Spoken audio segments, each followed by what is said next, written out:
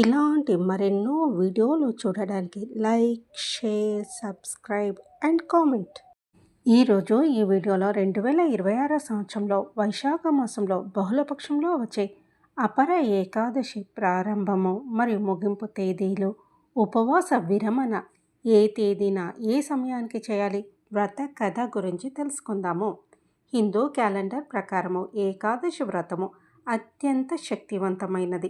అపర అంటే అపారమైన లేదా అంతులేని అని అర్థం. ఈ రోజున భక్తులు చేసే పూజలు, దాన ధర్మాల వల్ల అపారమైన పుణ్యఫలం దక్కుతుంది కాబట్టి దీనికి ఆ పేరు వచ్చింది. తెలిసి తెలియక చేసిన పాపాల నుండి విముక్తి పొందడానికి, మానసిక ప్రశాంతతను దక్కించుకోవడానికి ఈ ఏకాదశి వ్రతము ఒక దివ్య ఔషధంలా పనిచేస్తుంది. అపర ఏకాదశి యొక్క ప్రాముఖ్యత బ్రహ్మ పురాణము మరియు పద్మ పురాణంలో వివరంగా వివరించబడింది. దేశవ్యాప్తంగా అపర ఏకాదశి వ్రతాన్ని వివిధ పేర్లతో భక్తి శ్రద్ధలతో ఆచరిస్తారు. పంజాబు, జమ్మూ కాశ్మీరు మరి హర్యానా రాష్ట్రాల్లో అపర ఏకాదశిని భద్రకాళి ఏకాదశిగా జరుపుకుంటారు. మరియు ఈ రోజున భద్రకాళి దేవుని పూజించడము శుభప్రదంగా భావిస్తారు. ఒరిస్సాలో దీన్ని జలక్రీడ ఏకాదశిగా పిలుస్తారు మరియు జగన్నాథుని గౌరవార్థం దీన్ని జరుపుకుంటారు. అపర ఏకాదశి ఆచారాల గురించి తెలుసుకుందాం. అపర ఏకాదశి వ్రతాన్ని ఆచరించేవారు పూజ విషయంలో ప్రత్యేక శ్రద్ధ వహించాలి. ఈ ఉపవాసము సూర్యోదయంతో ప్రారంభమై ద్వాదశి సూర్యోదయంతో ముగుస్తుంది. అపర ఏకాదశి రోజున అన్ని రకాల ధాన్యాలు, అన్నం తినడము అందరికీ నిషేధం. శరీరానికి నూనె రాసుకోవడం కూడా అనుమతించబడదు.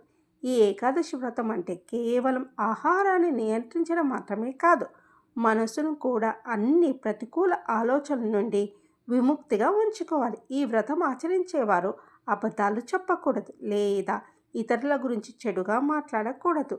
వారి మనసులో కేవలం విష్ణుమూర్తి గురించే ఆలోచనలు ఉండాలి. ఈ రోజున విష్ణు సహస్రనామం పఠించడము శుభప్రదంగా పరిగణించబడుతుంది. అపర ఏకాదశి వ్రతం ఆచరించేవారు విష్ణుమూర్తిని స్తుతిస్తూ భజనలు, కీర్తనలు చేయాలి. 2026 సంవత్సరంలో అపర ఏకాదశి మే 12వ తేదీన వచ్చి మే 13వ తేదీ వరకు ఉంటుంది. శ్రీ పరాభవ నామ సంవత్సరము, వైశాఖ మాసము, వసంత ఋతువు, ఉత్తరాయణము. ఏకాదశి తిథి ప్రారంభము 12వ తేదీ మే 2026 మంగళవారం మధ్యాహ్నము 2:52 ప్రారంభమై 13వ తేదీ మే 2026 బుధవారం మధ్యాహ్నము 1:30 ఏకాదశి తిథి ముగుస్తుంది. పారణ సమయము 14వ తేదీ మే 2026 గురువారం ఉదయం 5:50 నుంచి 8:27 వరకు. అపర ఏకాదశి వ్రత కథ గురించి తెలుసుకుందాం. పురాణాల ప్రకారము పూర్వము మహిధ్వజుడు అనే ధర్మబద్ధమైన రాజు ఉండేవాడు. ఆయన తమ్ముడు వజ్రధ్వజుడు అన్నపై ద్వేషంతో ఒక రాత్రి మహిధ్వజుని చంపి అడవిలో ఒక రావి చెట్టు కింద పాతిపెట్టాడు. అకాల మరణం పొందిన రాజు ఆ చెట్టుపైనే ప్రేతాత్మగా మారి తిరుగుతూ అక్కడికి వచ్చే వారిని భయపెడుతూ ఉండేవాడు. ఒకరోజు దౌమ్య మహర్షి ఆ అడవి మీదుగా వెళ్తుండగా ఆ ప్రేతాన్ని చూసి తన యోగ దృష్టితో దాని పూర్వగాథను తెలుసుకున్నారు. కరుణామయుడైన మహర్షి ఆ రాజుకు ప్రేత జన్మ నుండి విముక్తి కలిగించడానికి అపర ఏకాదశి వ్రతాన్ని తానే స్వయంగా ఆచరించి ఆ పుణ్యాన్ని రాజుకు ధారపోశారు.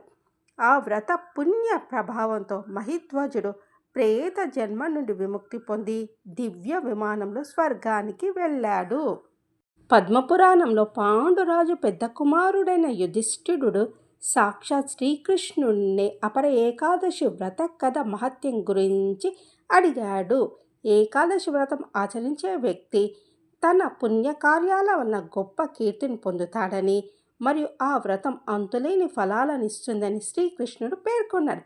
చేసిన పాపాలన్నిటి వలన కలిగే అపరాధ భావంతో బాధపడే వారికి అపర ఏకాదశి వ్రతం ఒక గంభీరమైన ఉపశమనం. ఇది అత్యంత ఘోరమైన పాపాలు చేసిన వారికి కూడా తగినది. ఇది బ్రాహ్మణుని చంపిన వారిని, కుటుంబ సభ్యుని చంపిన వారిని, గర్భస్రావానికి మద్దతిచ్చిన వారిని క్షేపిస్తుంది. తప్పుడు సాక్ష్యం ద్వారా తమ పనులు సాధించుకునే వారిని కూడా ఇది క్షమిస్తుంది. అత్యంత భక్తి శ్రద్ధలతో ఓర్పుతో అపర ఏకాదశి వ్రతాన్ని ఆచరించడం ద్వారా మోక్షాన్ని పొందవచ్చు. పద్మపురాణంలో చెప్పబడిన ప్రకారము పవిత్రమైన కార్తీక మాసంలో గంగా నదిలో స్నానం చేయడం వల్ల కలిగే ప్రయోజనాల్ని ఈ వరం ద్వారా కూడా పొందవచ్చు.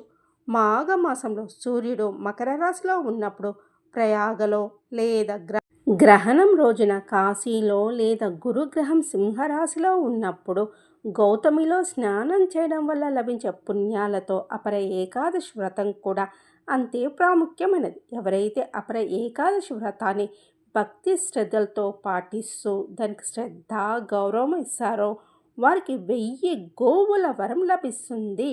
అపర ఏకాదశి వ్రతం అనేది సొరంగం చివర వెలుగును చూపించే ఒక ఆనంద స్వరూపం.